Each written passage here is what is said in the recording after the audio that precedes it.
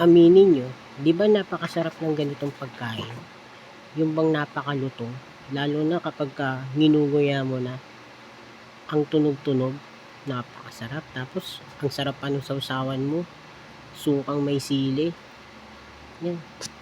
Tapos dito, pag bibili ka nito, maliit lang, napakamahal na. Kasi nga, konti lang ang tinutubo dito, halos wala kang tubo dito sa lechon kawali.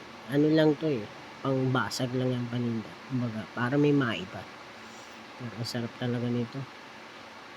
Pag ito tinatadtad ko ganito, habang hindi pa to inilalabas, maya-maya, maya't maya, may kumukuha dito.